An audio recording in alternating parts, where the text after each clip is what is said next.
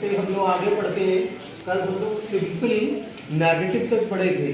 आज देखिए हमने लिखा है आपको सिंपल प्रेजेंट का ही पढ़ रहे हैं क्या, subject plus never plus STS with all singular number and V1 means first form of the verb with all plural including I।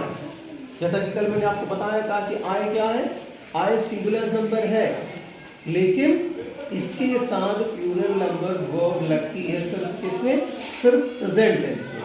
और ये क्या है, ये एक एक्सेप्शन है। एक्सेप्शन एक ये स्पेशल केस है। अभी जब हम आय का इस्तेमाल पास्ट में करेंगे तो उसके साथ सिंगुलर ही करेंगे, लेकिन प्रेजेंट टेंस में ये क्या है, ये एक एक्सेप्शन है। तो यहाँ देखिए सब पैसिव में क्या होगा, subject plus is are am plus never plus B T plus by plus objective case. जैसा कल मैंने आपको बताया था, if necessary plus other word. Example में देखिए, तुम गाना नहीं गाते हो, you do not sing a song. A song is not sung by you। A song क्या है, सिंगुलर नंबर है, इसलिए हमने इस लगाया है। मैंने आपको बताया था कि पैसिव में हमेशा वी थी ही रहेगी और यहाँ है। फिर देखिए इंटरोगेटिव एक्टिव।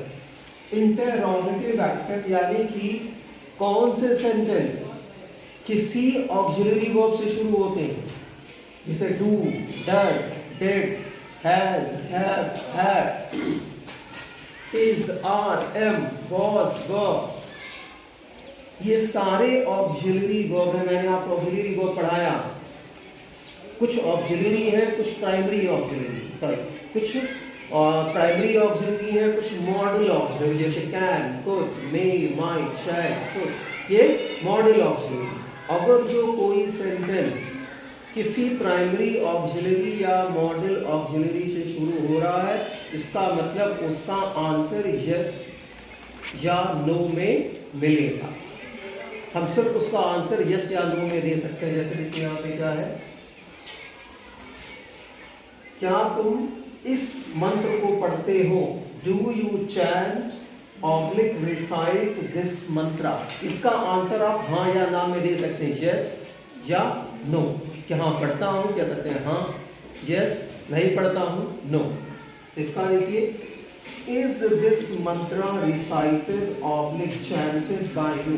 किसी मंत्र को पढ़ने के लिए, ठीक है, किसी कविता को पढ़ने के लिए हम जनरली चैंट का या रिसाइट का इस्तेमाल करते हैं या सिंग का भी कर सकते हैं, लेकिन किसी और वर्ड का हम जनरली मंत्र पढ़ने के लिए रीड का इस्तेमाल नहीं करते, रीड का यूज नहीं करते हैं। ये ध्यान में आपको रखना है। तो यहाँ देखिए, ये ध्यान, ये आपको क्लियर है कि जब डू, डज, डिड से कोई जो है इंटरोगेटिव सेंटेंस शुरू हो रहा है, या कोई जो है इंटरोगेटिव सेंटेंस को जब हम फ्रेम कर रहे हैं किसी प्राइमरी ऑक्सिलरी से या किसी मॉडल ऑक्सिलरी से, तो उसका आंसर हमेशा यस में और नो में ही होगा।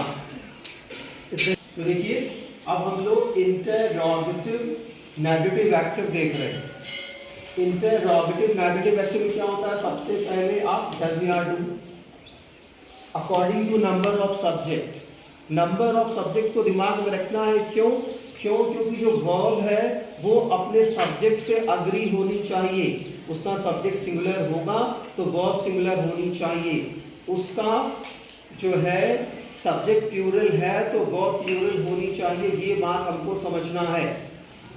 तो अगर जो सब्जेक्ट सिंगुलर है, जैसे कि यहाँ पे वह है सिंगुलर है, तो हमने क्या रखा है, डज। यहीं पे अगर जो कोई प्लूरल वर्ड होता, कोई प्लूरल सब्जेक्ट हो, जैसे दे होता, यू होता, पीपल होता, तो हम डज नहीं रखते, तब हम डू रखते। क्यों? क्योंकि हमें यही समझना है कि जो है वर्ब वो हमेशा अपने सब्जेक्ट के अकॉर्डिंग ही आएगी। Means verb will always agree according to the number of its subject. If subject is singular, verb will always be singular. If subject is plural, verb will always be plural. Except the exception of I in present. Present tense में I के exception को छोड़ करके verb हमेशा अपने subject से agree करेगी। जैसे यहाँ देखिए, क्या वह स्वेटर नहीं बनाती है? Does she not knit sweater? Does मैंने इसलिए लगाया, हमने लगा क्यों? क्योंकि ये जो शी है जो सब्जेक्ट है, जो डूअर है, जो एजेंट है, वो सिंगुलर नंबर है। फिर स्वेटर, देखो यहाँ स्वेटर जो है सब्जेक्ट बना है, इसलिए इज आ गया।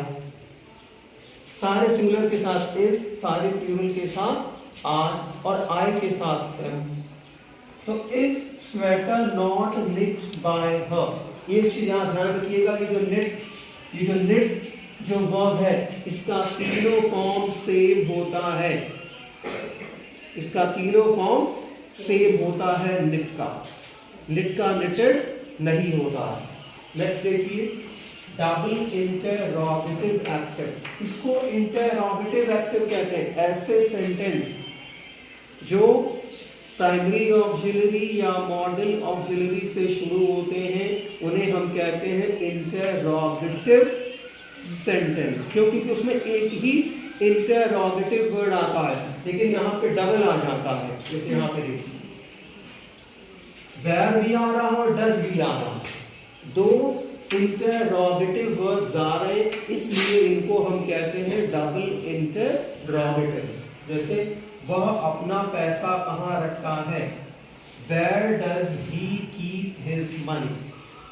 Where is his money? देखिए मनी, मनी तो हिंदी, अपनी हिंदी भाषा में ये सिंगुलर और प्लूरल दोनों आता, पैसा पैसे। लेकिन इंग्लिश में ये वर्ड क्या होता है? अनकाउंटेबल होता है। अनकाउंटेबल होता है, इसीलिए देखिए यहाँ पर मैंने इज लगाया। अनकाउंटेबल और सिंगुलर नंबर होता है, इस कारण यहाँ पे देखिए इज लगाया गया है, न कि आर लगाया गया है। So where is his money kept by him?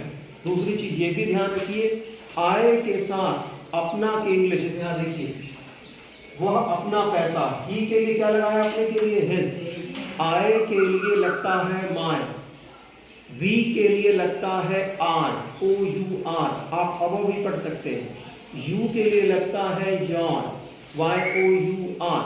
दे के लिए लगता है देयर, THEIR। इट के लिए लगता है क्या? इट्स। और सारे सिंगुलर मैस्कुलिन जेंडर्स के लिए है, सारे प्लूरल नंबर जो है मैस्कुलिन या फेमिनिन जेंडर के लिए देयर, सारे फेमिनिन जेंडर सिंगुलर नंबर के लिए हर। Is that clear?